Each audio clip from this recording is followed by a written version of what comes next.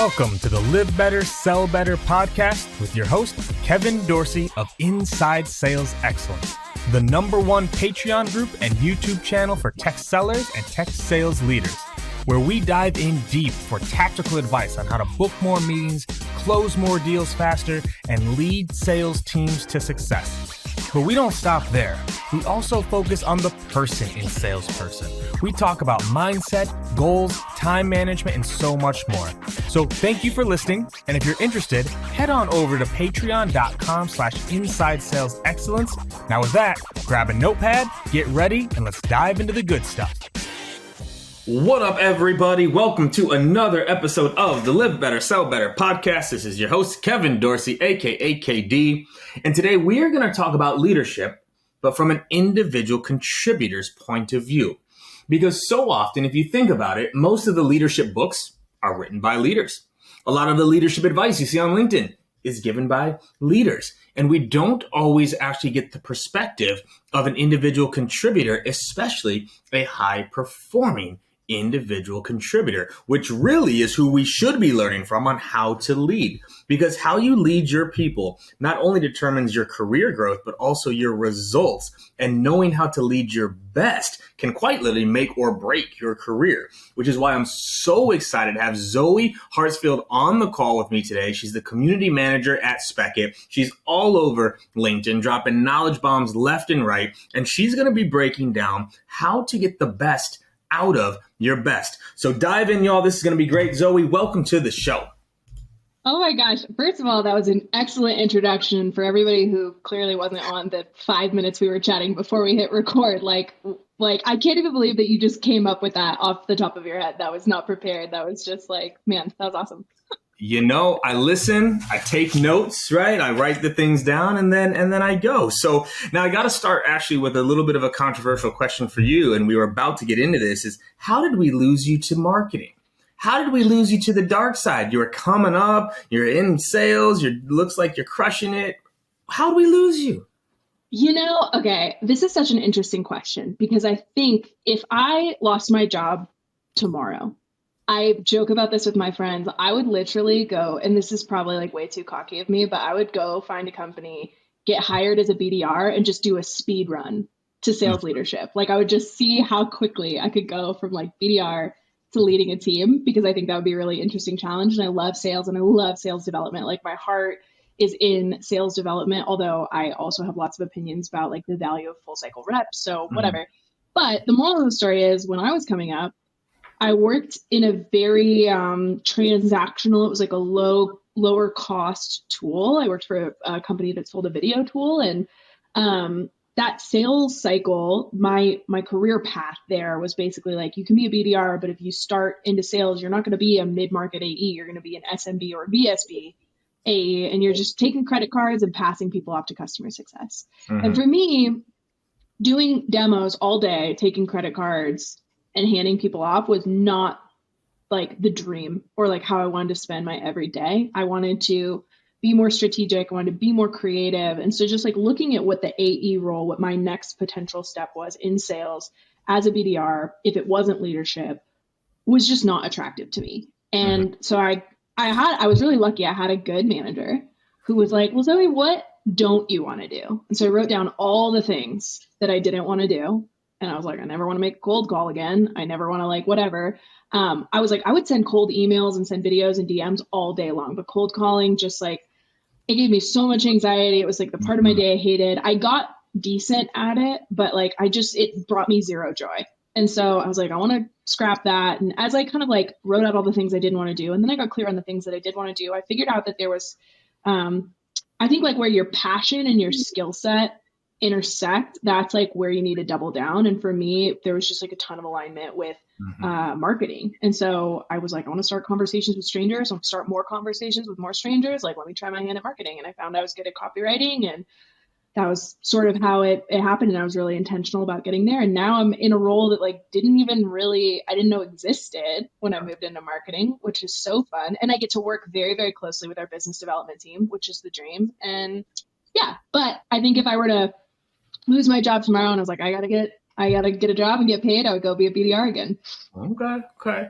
Well, obviously, I don't want you to lose your job, but I hope we get you back someday. I hope the sales world gets you back because we need more community-minded, copywriting focused, and marketing-brained salespeople. We do. It tends to be this divergence where marketing doesn't really understand sales and sales doesn't really understand marketing, where if you did, like half my bookshelf down here are marketing books. Right? Like how to market, how to do copywriting, all of that because it overlaps so well. So, okay. So now let's continue down this path, right? And you just mentioned a little bit of like, you had a good manager. Yeah. So let's start, as an individual contributor, what is a good manager? What do you look for, right? Like how do you kind of stack rank that? So I will add the caveat that like what I need might be different from what you need, might be different from what somebody else needs. And so for me, the best managers manage the individual. They aren't like, I actually wrote about this today on LinkedIn. Shout out Mandy, my manager. She actually was just announced today as our new VP of marketing. She's amazing. But she's so cool in the way that I can tell she's like looking at you as a person, not like, here's my 8-step one-on-one framework that we need to do every time we have a meeting together. It's just like, hey, how's it going? What do you need? How can I help you? And she's like, how can I support you? And then gets the hell out of the way. Like with most people on the team. Obviously, if I needed more hands-on, which there are moments where I do, she gives that to me. And so I think like really the secret is not a secret at all. It's just like manage people the way that they want to be managed, treat people the way that they want to be treated, kind of a thing. But for me, having managers who took the time to get to know me as a person and see that like I live for the Atta girls and I'm very, very competitive, and then like put things in my way that actually motivated me instead of were obstacles. Like they were healthy challenges. And so I had a leader who saw leadership potential in me. And so he gave me more responsibility, which kept me excited about my role.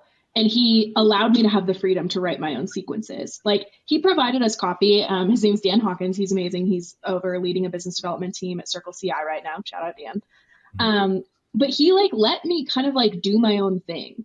Whereas if he had told me, Zoe, here's the sequence, go like operate with it, I would have been miserable and I would not have been successful because it just didn't feel like me. It didn't feel authentic. I'm selling a video tool. I have to follow these like video scripts that someone else wrote. It doesn't sound like me. And when I was able to just like break free of that and go do my own thing, my results shot up. And like, so did the rest of the team. He was like that with everybody of just like, here's a script if you need one, but like, go do what you want to do. And so we were able to kind of forge our own paths, and the top performers on our team did write their own sequences. And we always got feedback and we got coaching and everything like that. But it was very much like that empowerment, like, let me support, let me empower you, and then like go forth and do. And those have been the best managers in my opinion. Yeah. And I think because it is such an interesting balance, right? Because at the same time, sometimes that openness or empowerment actually doesn't lead to results, right? And I want people to listen here too, because you're a top performer. Also, before everyone jumps on this bandwagon real quick, she understood copywriting. So let's be careful here, because that's always been my feedback to people when they ask, like, should SDRs write their own sequences? And my response back always is, have they been trained in copywriting and emotion-based language? Because if not, no, because they don't know what they're doing yet. That's not fair. Whereas if they do, then yes, but it has to be measured. That was always the thing, is like, we used to run Beat KD contests. If your email could beat my email, not only did we make it the new email, but you got like a $500 like bump for that as well. Like, but it had to beat it. It wasn't about, being different or the same. It had to be better than. And so now one of the things you talked about there, it's like one of those like, I don't know, like cliche things that gets meant, get to know the person or find out how they like to be led. How does a leader do that? Like how does a leader find out how their people like to be led? I think there's a couple different ways you could do it. Some people are pretty self-aware and they'll tell you how they want to be led. But a lot of people, especially in the SDR role, and this is not, I don't want to make too sweeping of a generalization, but like a lot of SDRs tend to be younger. Like sometimes it's their first job out of college. You don't know yourself in a professional capacity. Like I didn't necessarily know when I first started working as an SDR, I was a senior in college, exactly what I needed from a leader. So I actually kind of needed my leader to be smart enough to like figure it out and kind of tell me what he was seeing in me about like I would watch him and he would watch me. And it was kind of like this dual observation that was happening. And like I could see him setting up these like quote unquote obstacles, but really they were healthy challenges that motivated me. Whereas if he gave that to another person on my team who was not motivated in that way, it would have stopped her in her tracks. And so I think like he just really paid attention. He listened. He watched us. He was like in the weeds with us. He was doing a lot of coaching. He would do a lot of side by sides. This was back before the pandemic hit, and like we could actually like sit in the same office together. Oh, those days. Back in the days. But it was like kind of cool. Like he would literally just throw on a headset and sit next to me while I was making my calls or sending my emails. And so he was just kind of like watching my workflow, and he wouldn't make a lot of comments, but it wasn't like intense. It wasn't like, oh my God, he's breathing over my shoulder, he's judging me. He was just like, oh, like, why'd you do that? Like, just curious. And so he led with a lot of curiosity. And then he would kind of like give it back to me and see if it felt like it fit. He'd be like, this is what I think you need. Does that feel like it is true? I'd be like, yeah, actually, that sounds great. And if he said something, he was like, this is what I think you want. And I was like, no, that sounds terrible. He'd be like, okay. And then he would make a pivot. So I think like that observational and like active listening, just like honestly paying attention. That sounds like so basic, but there are a lot of managers out there that I know of who've never like, they don't actively coach their reps. They don't listen to calls, and then they just show up to one-on-ones and they get pissed about numbers. But it's like, he's like, you need to make more calls. I'm like, are you sure I need to make more calls? Or is it that I'm like really messing up my opening line? Like, do I need, like, if you aren't in the weeds, how are you going to coach the behaviors? Because you aren't, that's not close enough to the data to know where we need to pivot. And I was lucky to have a manager who was really, really educated me on like A/B testing. So that like back to your copywriting question, like I didn't have any formal copywriting training. I just like was good at talking to people, but I did have somebody teach me about like doing a proper A/B test. So I learned how to get better, because instead of, oh, here's 2 emails, let me see which one does better and why, it was like, okay, let's write an email, and then I'm going to change the subject line and send the email and send 200, split 50-50. Okay, this subject line is performing better. Okay, now I'm going to, it's like getting better opens. Okay, now I'm going to change the CTA. Okay, now I'm going to change one thing instead of trying to change everything or reinvent the wheel. And so I think all that to say, like having a leader who understands how to look at the data, how to like slice and dice it, and then how to look at the behavioral things too and make corrections. I don't know if that's been your experience as a leader or as a rep, but that's kind of what I thought. So yes, so what I really, really hounded my managers on was, I do not want you to be a micromanager, but I do want you to be micro aware. Yeah, I love that. You need to know the small things that are happening with your people and with your team, so you know where to focus, right? So a big one of like my leadership, called like taglines at this point is aim small, miss small. Right? Yeah, like go set more meetings. Well, duh. That's not aiming small. Like how? Like how does someone get there, right? And like getting into that to be aware. And you said one of those key words, which is observation, understanding. The really good leadership book called The Connector Manager. The data said less than 16% of employees believe their manager understands their day to day. Whoa!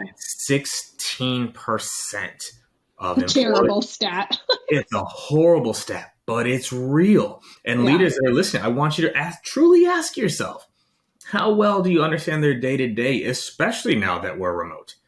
You have any idea what that looks like? And it's that observation that I think is so important, and understanding the differences. And somewhere else I want to keep going a little bit deeper, because you mentioned like what motivated you. Because I also think this gets missed in leadership all the time, is we tend to try to motivate people the way we were motivated.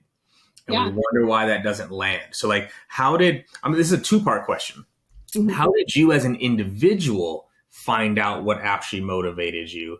And then how did that translate over to like leadership? Like, did you just tell them? Did they ask you? Like, how did it bridge the gap? But I want to start with, how did you find out what motivates you? Because a lot of people, especially in sales, you ask them, what motivates you? What do they say? Money. I wish money motivated people. Leadership Yeah. would be so easy if Oh yeah.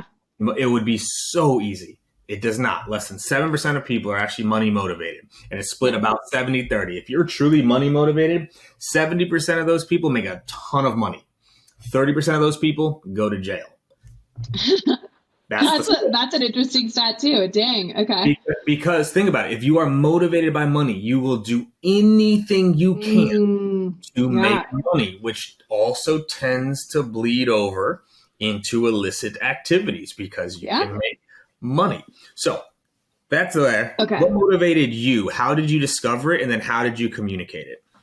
Yeah. So I think like, and this is maybe a cheater's answer because I think it goes back to like you can kind of tell what your motivators are like looking back before you even start in a work environment. Like I think as kids we have kind of like inherent motivations, and I was an athlete growing up, and I can look back on that time and see that I was motivated by the same things. I'm motivated by the Atta girls. I'm Mhm. motivated by winning, like being at the top of the podium. And I'm motivated by recognition in the form of like responsibility. Mhm. So, like when I was a senior in high school, I was a soccer player. I had gotten all state the year before, and my team voted me team captain. And my coaches had to confirm all the team captains. So they actually voted three of us team captains, and our coaches confirmed two of us. And so, like, to have my team say, like, Zoe is a leader, Zoe's who we want to follow, and my coach be like, all right, you got to step up. This is like the responsibility and the title that I'm giving you. Like, that was so, I was so motivated to like do right by my team and do right by my coaches and like affirm what they saw in me because I don't want to let people down. I'm such a people pleaser. So I Mhm. think like I can look back on that time and understand that like I've always been motivated by the Atta girls, the responsibility and the winning in and of itself because I hate losing more than I love winning. Like the pain of loss is more excruciating to me than the joy of the win. So like avoiding loss is Mhm. definitely like a big motivator for me too. And so I think like I knew that inherently a little bit. I didn't realize how much it translated into like sales and into my work environment until I started winning.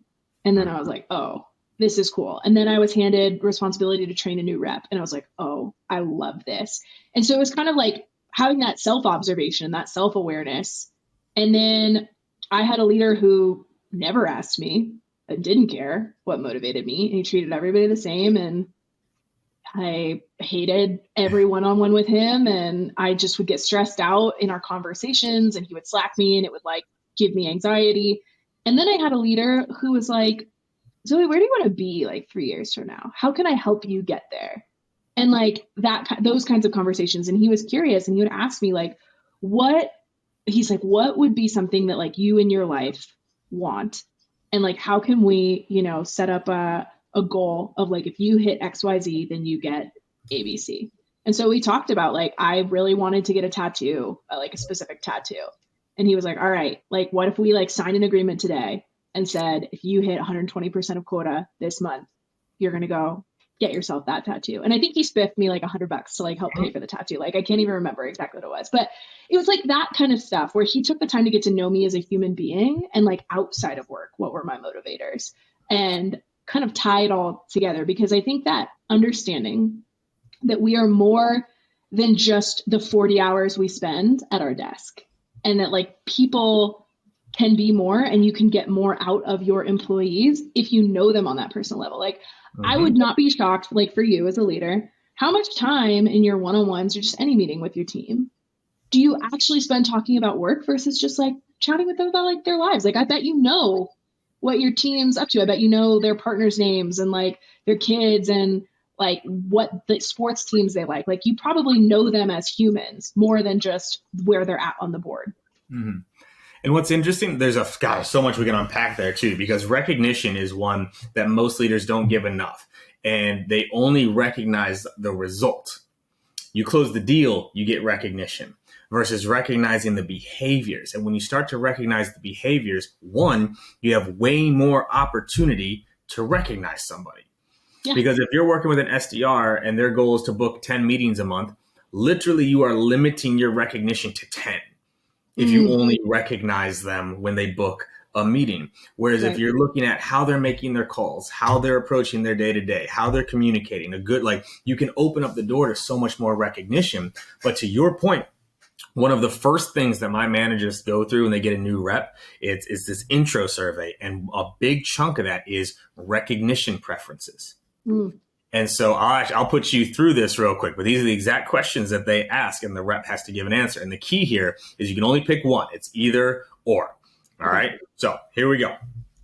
Money or experiences. So here's $500. Here's a $500 like night out on the town. Ooh, I think at my core, experiences, probably. Right. Experiences are things. Here's a $500 bag. Here's a $500 like night out on the town or a trip somewhere. Experiences still. Okay. Public recognition or private recognition? Probably public. Okay. Recognition amongst your peers, recognition amongst leadership? Can I have both? No. I think leadership. Okay. Title or responsibility? Congratulations, you're now senior, but everything's the same. You're still in your role, but I've added responsibility. That one's a tricky one. I actually think responsibility, but to a point. Like if I never ever made more money, if it gets to a point where it's too lopsided and it's like, here's just a bunch of responsibility and nothing else has changed, like then I would get sad. Money or responsibility? Oh, I love money. Okay. So now what happens with that now is I know how to better recognize and motivate Zoe in 90 seconds because I can guarantee some of y'all listening, your answers were not the same. You did not have the same answers. And that changes things, right? To know how someone likes to be recognized. And the last one, this was when we were in office, but now it doesn't matter. Physical or non? I'm a hugger. Are you a hugger? Do you like to receive physical recognition or no? No, I actually hate touch. Okay. Like it's really funny now that we're coming back in person, everybody's like desperate to like give me hugs. And I've really had to like almost, it's a gear shift intentionally in my own brain where I'm like, I know other people need and or want this, so I will engage in this. But it is like, it was on the list because like not everybody receives recognition that way. And knowing that is important because in that moment, right, someone gets a big deal or something, they get their promo and I want to give them a hug for it. I think that's making them feel good. On the other side, they're dying inside. No. Don't touch me, goddammit. Right? That's a problem. So knowing those things about your people is so important because recognition is different.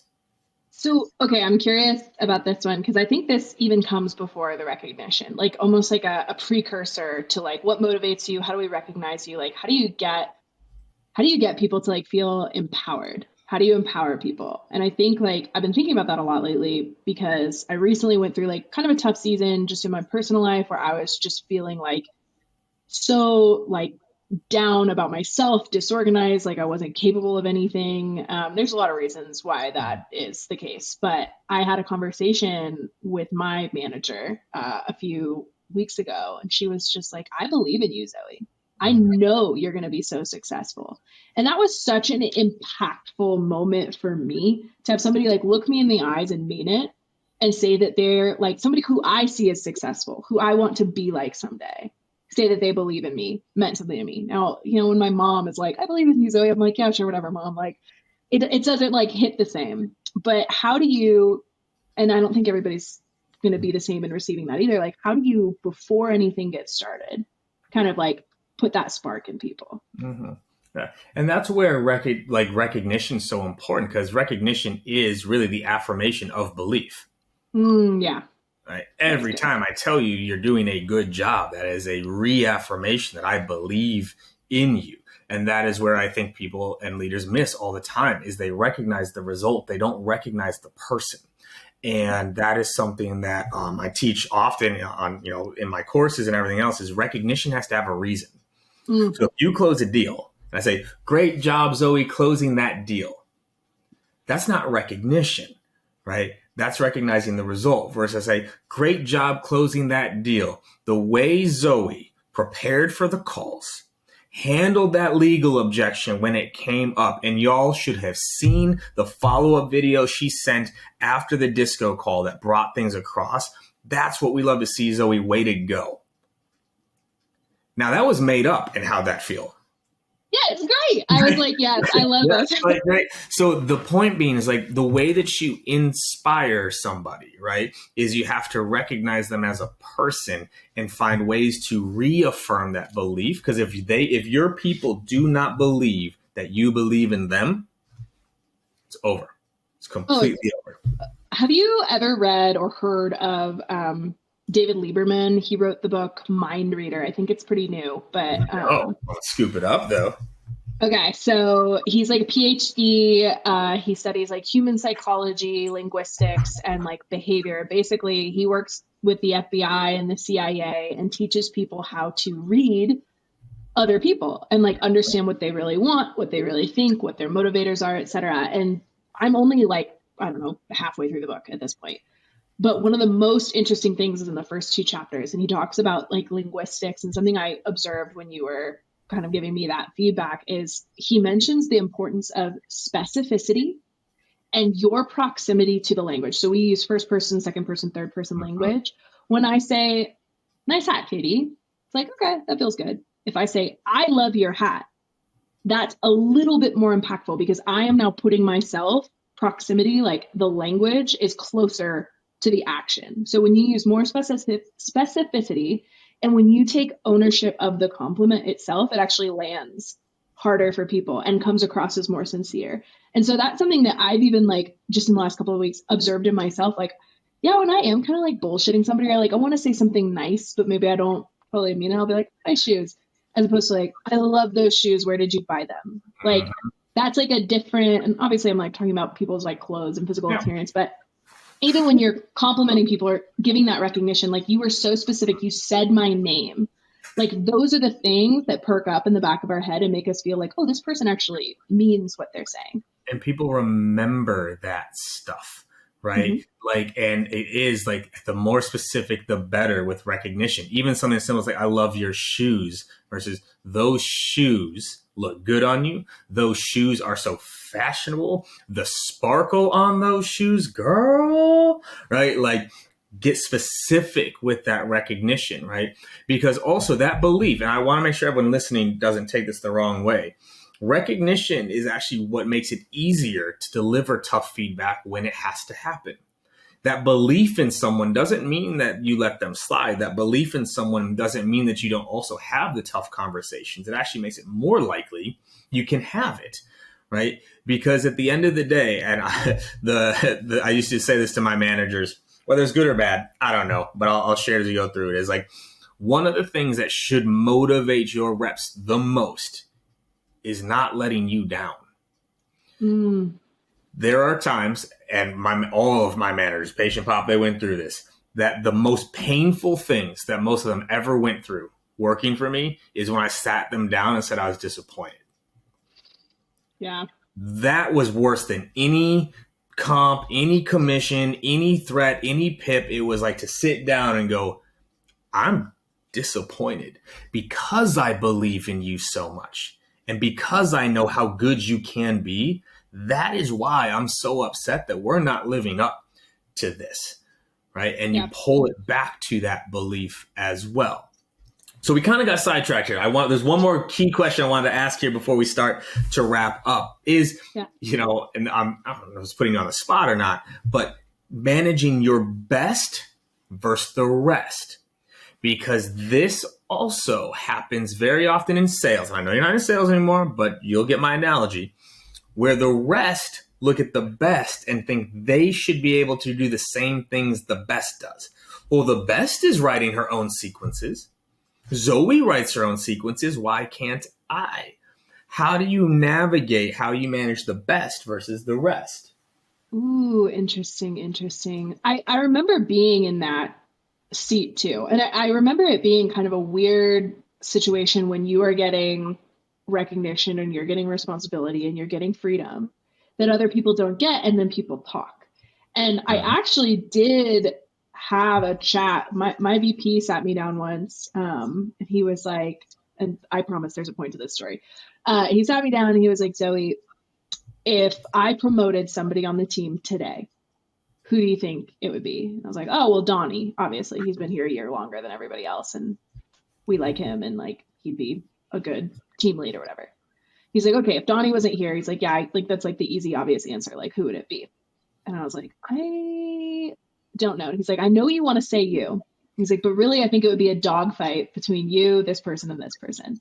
And he's like, here's what you have to do. He's like, you have to win over the rest of the team.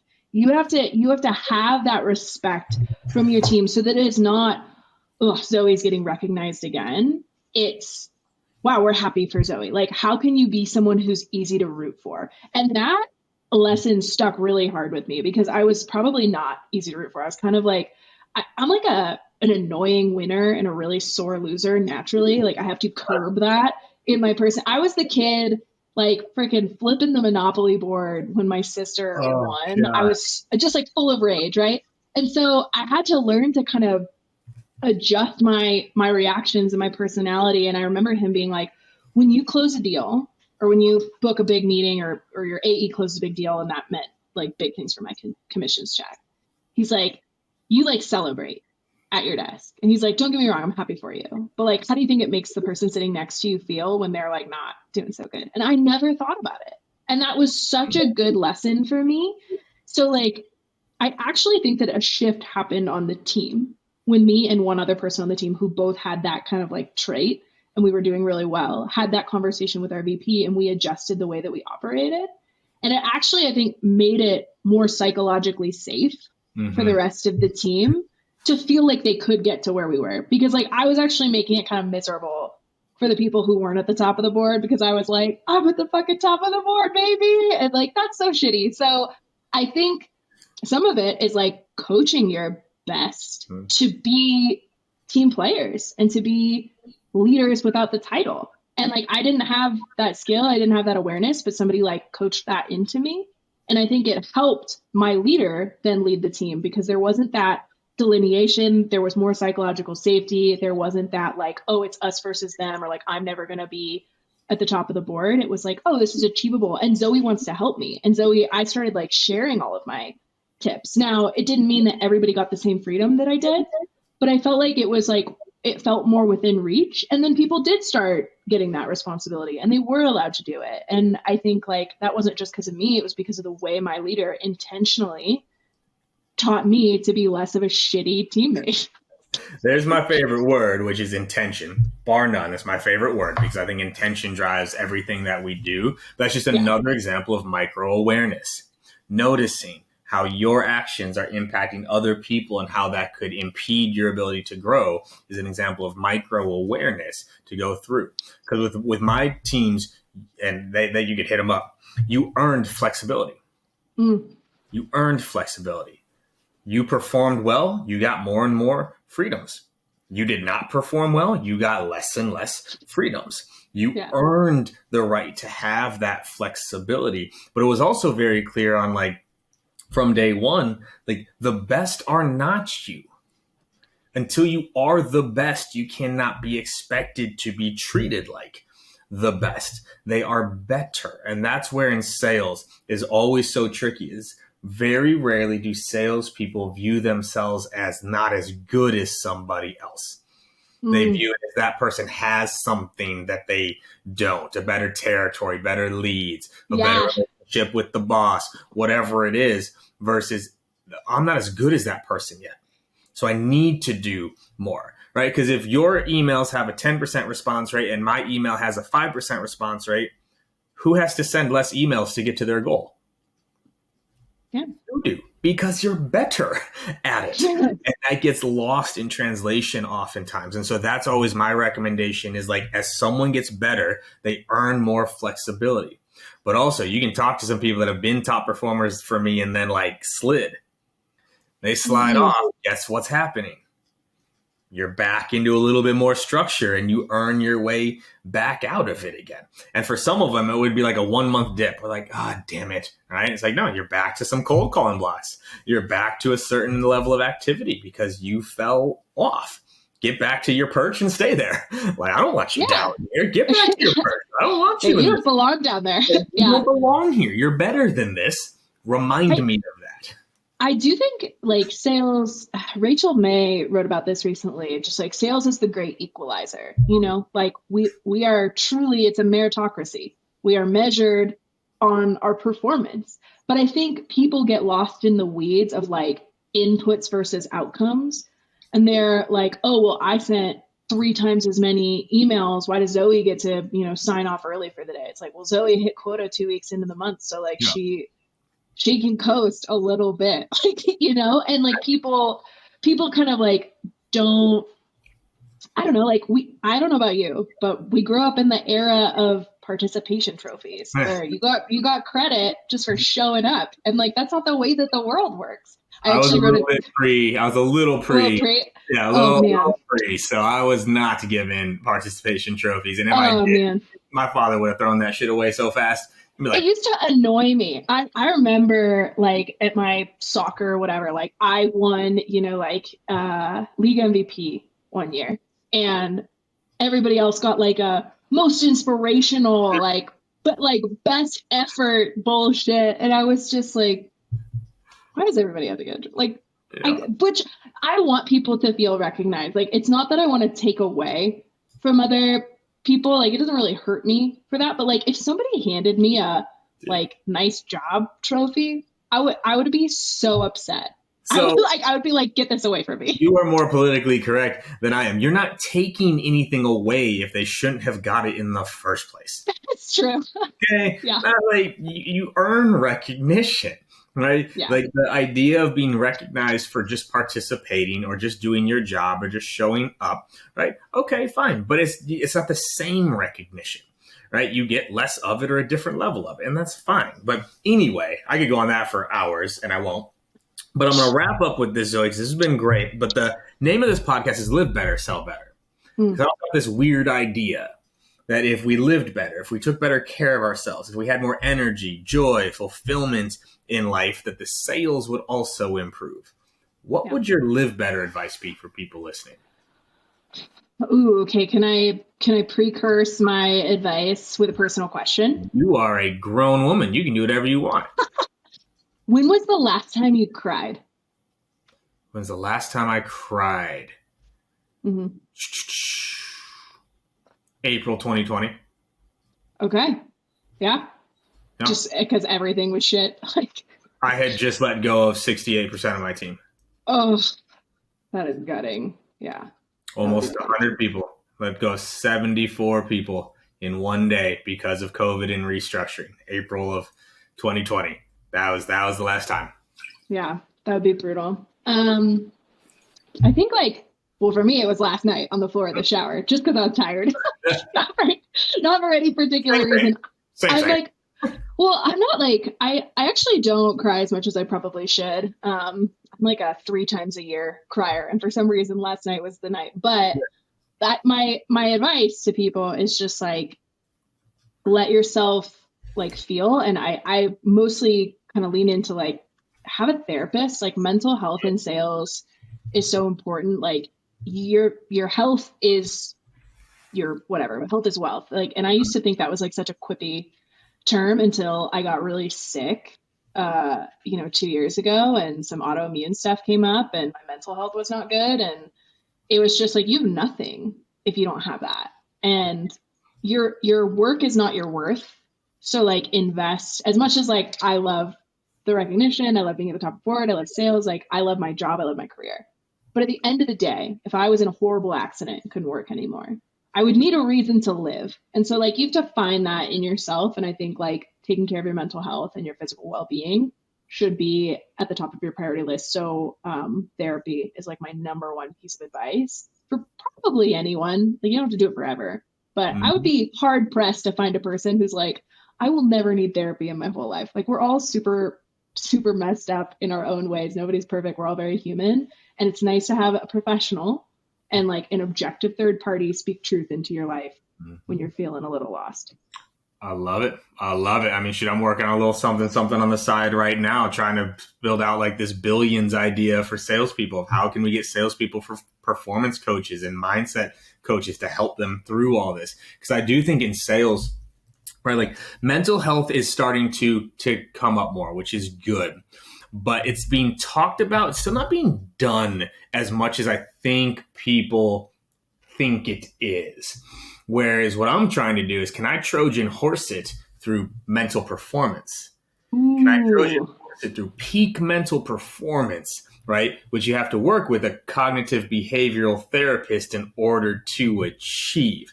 And so I think we can flip that narrative, because it does, like, people are talking about it, but it is still not. People aren't doing enough of it. So I'm with you there. Like I work with a therapist, I work with a coach. Like I'm doing my gratitudes, my meditations, like all that I can to try to keep this thing up here on straight. And so Zoe, this was phenomenal, worth the wait. We won't get into that right now. But oh my God. Where can people find more of you? Where are you putting out content? Where can they get a little bit more Zoe in their life? Oof, I don't know that you want a little more Zoe in your life, but if for some reason you do, I mean, LinkedIn is probably my primary channel, Zoe Hart. It's a long story, but yeah, that's also my name. And then I started on Twitter a couple months ago, and it's really just like a constant stream of consciousness. But I'm working on something right now, a bit of a newsletter about kind of like the mental health and the professional landscape. So you can keep an eye out for that. If you've ever liked my content on LinkedIn, I try and keep it, somewhat related to business, and obviously the newsletter will as well, but maybe we'll get a little bit more into some storytelling in that. So. Okay. Is there a link to that people can go to join? No, yeah, you'll just have to, follow, unfortunately, for an undisclosed period of time, and eventually it will be out and about. Well, when it's out, shoot it to me so I can shoot it out to the listeners and get it in the show notes and all that. But Zoe, thank you so much for your time, energy, everything today. Really appreciate it. That was fun. Thanks, Katie.